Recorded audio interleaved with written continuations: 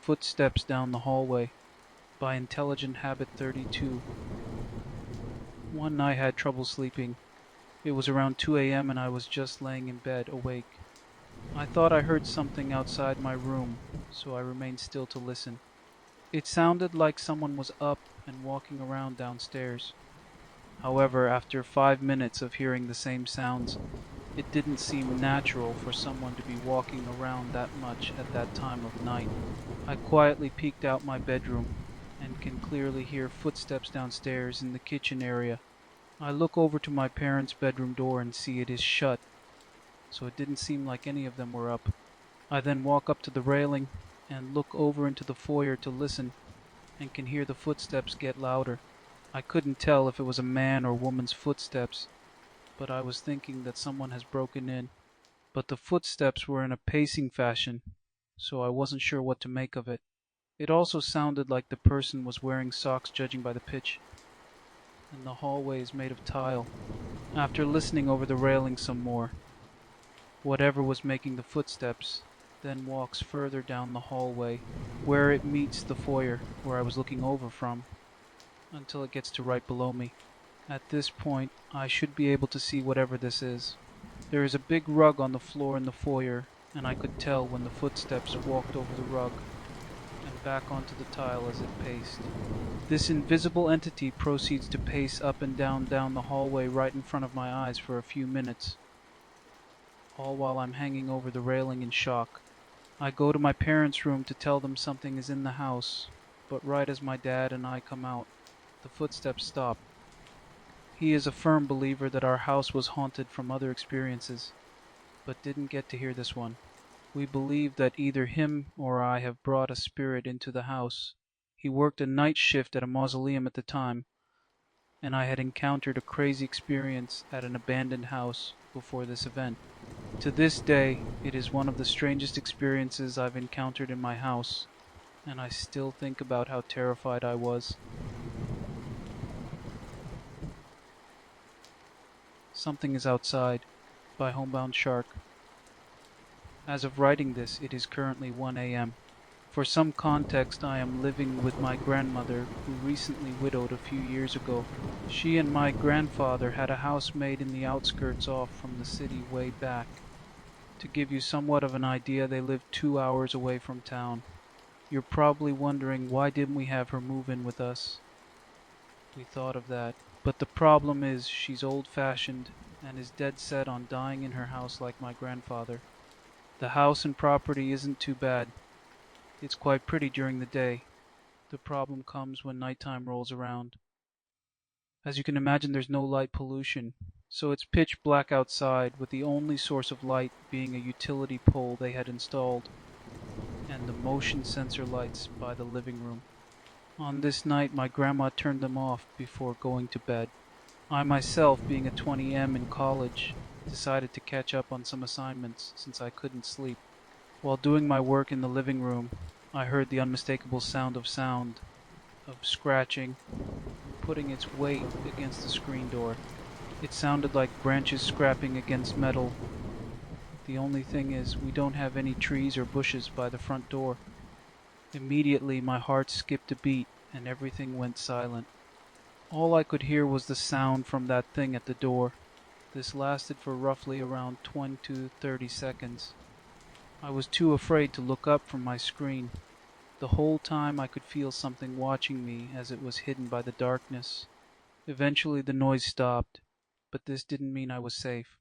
After the noise stopped, I sat still on my couch until it felt safe for me to get up and lock myself in my room. From there, I texted my parents explaining what just happened. Just for some context, we live in an area where bears aren't native, nor would they ever be here since it is suitable for them. The only thing we've suspected being responsible for the noise was a raccoon or a fox trying to get some lizards that occasionally crawl on screen door. Took the back roads home through Washington last night. Had 4 creepy moments, but the last one legit scared the hell out of me. By Background Taylor, 23. So last night I was driving home from Bellingham, Washington, and decided to take the back roads instead of the freeway. Bad idea in hindsight. I was tired, and the thought of dealing with high-speed highway traffic at night didn't sound fun, so I figured the scenic route would be more chill. It was not chill. For the most part, the drive was uneventful, but there were four moments that genuinely freaked me out. Sharing them here because I need to process, and maybe someone else has had something similar happen. 1. Weird light behind me. At one point I saw a strange light in my rearview mirror, trailing behind me. Thought maybe it was a car, but it turned off before I could tell what it was. Probably just headlights. Probably. 2. Shadow figure. Came around a bend and saw a moving shadow on the wall trees. For half a second it looked like a shadowy thing was running alongside me around the turn. Again, probably just a shadow, but my brain went full nope. And 3. Random guy with a wagon. Saw a homeless looking man just walking down the side of the road around twilight, dragging a little wagon behind him. Not scary by itself, but given we were in the middle of nowhere, it definitely gave me that wrong place, wrong time vibe. 4. And then this one. This was easily the worst moment. It's pitch black out. I'm still like an hour from home, driving through foresty nothingness, messing with my music for half a second, and suddenly I catch a pair of headlights in my rearview mirror. Close headlights. I get that panicky, someone's way too close feeling. Out here, that's super rare. It's not like the freeway where people tailgate all the time. I was going around 40 miles per hour at the time, so I sped up to 60 thinking they'd either pass or back off. They didn't. They just kept following. I sped up again 75, maybe even 80. They stayed right there behind me. We're coming up on a turn, and I realize I can't safely take it at this speed, so I brake hard. The car behind me almost slams into me.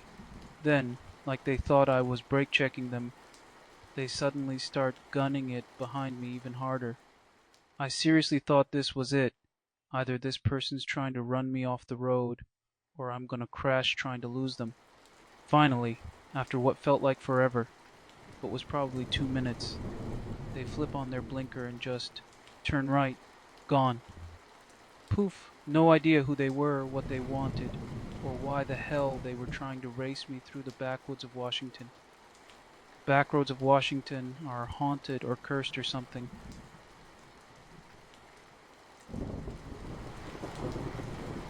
Strange Encounter at Great Wolf Lodge at Night by Nick Cav 707.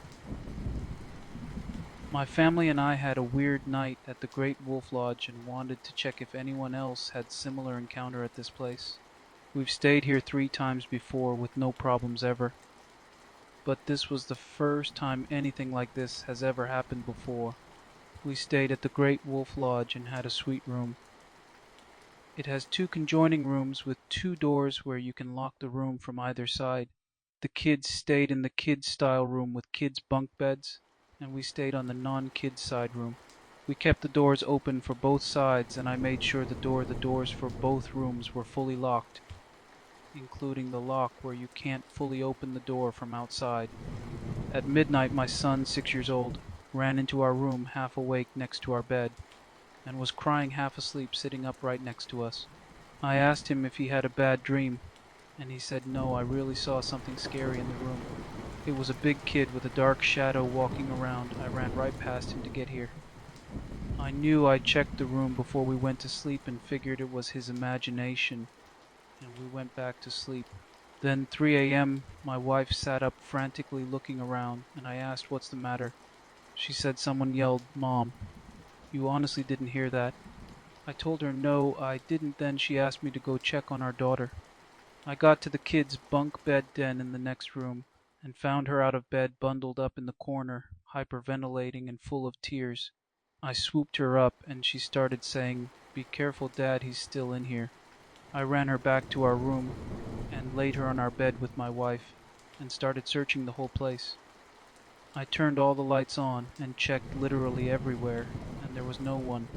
The doors were untouched, locks still in place, and windows unable to open. Honestly, I was feeling the walls and mirror looking for hidden doors. I asked my daughter what she saw, and she said she was laying on the top bunk and thought. At first it was me walking towards their bunk bed, but as I got closer, she realized it wasn't me. She said this person was taller and skinnier than me. It also had smooth white skin and a neck longer than a normal person. Its skin was paper white, smooth, and looked naked but wasn't naked. It didn't appear to have much facial features. I asked if maybe it was a blanket, and she said no. Its skin was smooth without wrinkles, and it walked straight up to me, and I covered myself. Then I watched it walk towards the door where your room is. I came down the bunk when it walked away, and peeked out the den window, but saw it still walking towards your room. So I hid in the corner you found me, and I tried to stay quiet so it wouldn't hear me because I thought it would kill me. But I started panicking and couldn't breathe good trying to be quiet. I was thinking of running out the front door into the hallway. My wife asked our daughter if she was trying to be quiet. Why did she yell Mom? Our daughter said, no, I never said anything because I didn't want it to hear me and kill me. I didn't even hear our daughter say anything besides her hyperventilating as I got close to the bunk beds. I told my daughter to not mention what she had saw to our son, even after he tells us what he saw when he wakes up. I know he would be spooked if he found out his sister had a similar encounter a few hours after him. Both of our kids consistently sleep in their own rooms since they were little, and have never ran into our room in the middle of the night unless our son had a rare bathroom accident. At this point we figured the kids' room was sketchy, so we kept them with us, then closed and locked our room from that room. It took an hour for my wife to fall back asleep. I was honestly spooked by this whole thing, so I left the hallway light on and figured I'd just keep watch and stay awake till daylight. After she fell back asleep, the closet light I left on turned off and wouldn't let me turn it on, so I turned the bathroom light on. A little later I heard loud knocking on the conjoining room door I had locked. I honestly got goosebumps and tried to convince myself it was coming from the front door, but knew it was from the conjoining door. I debated whether to ignore it or check. I felt vulnerable laying down without checking, so I went and checked, and there was nothing, just an empty room, luckily still with the lights on. Half an hour later, my wife, still asleep, started freaking out in her sleep. She appeared to be having a night terror which she has had before, 1 to 2 times per year in past. I woke her up and she was frantic. She stood up and said she dreamt she woke up from a dream in the same bed. She went to the bathroom in our room, came out, and ended up being stuck in the other room, locked in with the evil entity. She said I had her locked in the other room, and she was knocking like crazy in her dream, trying to get back in on our side before the entity got her. Later in the morning our son woke up, and we asked him to describe what he saw. He said he saw what looked like shape of a big tall kid with a long neck that was white-gray in color, and had a scary big dark shadow walking around the room. He said it was making weird noises, like it was speaking words he didn't understand. He said it walked right up to him in the bed, and had big eyes that glowed like our cat's eyes look in the dark. As the sun came out, we got the courage to go into the other room and grab our belongings to leave. The last weird thing is the room had a weird smell which wasn't present there the day prior. It had smelt like a weird incense was lit. Kind of reminded me of those stick incense that were popular back in the 90s. So I personally didn't see this thing, but both of my kids, 6 and 9, who have never had an encounter like this, saw the same thing 3 hours apart from each other and had similar description of it, without knowing each other's description of it. The only thing that differed in their description was my daughter said it appeared faceless, and my son said it had big glowy eyes and white-gray, not just white. However, my daughter covered herself when it got closer, and my son watched it approach. I did, however, witness one, both of my kids having similar encounter. 2. My wife wake up to someone yelling, Mom. 3. The light turn off and not turn back on. 4. Banging on the conjoining room door. 5. My wife have a night terror where she was locked in the other room banging on the door 30 minutes after I heard banging on the door. I've never really been a big believer on hauntings and paranormal stuff, but after this, I'm left questioning it in my head and find myself thinking about it all the time. During our stay at Great Wolf Lodge, both of our kids, hours apart, saw the same white, tall, faceless figure with a long neck while sleeping in the other attached room. One ran to our room scared, the other was found hiding in tears hours later. Also heard knocking, saw lights turn off, and my wife had a night terror about being locked in the other room with the entity and banging on the door to get back. I've never believed in the paranormal stuff, but this has left me shaken and questioning everything. Anyone else with a similar experience at the Great Wolf Lodge?